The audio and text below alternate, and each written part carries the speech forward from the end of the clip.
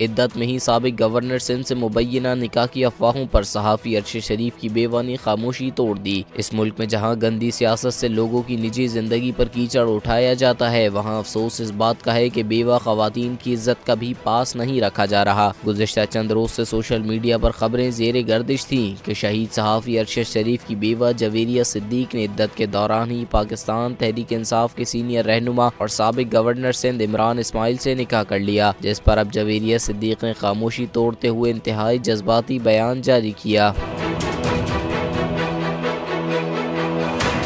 Twitter پر پیغام جاری کرتے ہوئے جویریہ صدیق نے اپنے شہید شوہر کو یاد کرتے ہوئے لکھا کہ ارشد شریف تم تو کہتے تھے یہ مردوں کی جنگیں ہیں، بات عورتوں تک نہیں آئے گی، بیٹیاں بہنیں سانجھی ہوتی ہیں۔ ارشد شریف اس ملک میں ایسا نہیں ہوتا، دیکھو بیوگی میں بھی میرے سر سے چادر کھینچ رہے ہیں، کیا یہ اسلامی ملک ہے؟ ایک اور ٹویٹ میں انہوں نے اللہ سے انصاف مانگتے ہوئے لکھا کہ میرے شوہر کو گولی مار دی اور مجھے کردار کشی سے مارے گے، یا اللہ انصاف کر، جس پر عوام کی جانب سے اظہار افسوس اور مذمت کی جا رہی ہے۔ اور ارشد شریف کی بیوہ کو عوام کا کہنا ہے کہ ہم آپ کے ساتھ ہیں، اللہ کی پکڑ سے یہ لوگ نہیں بچ سکیں گے۔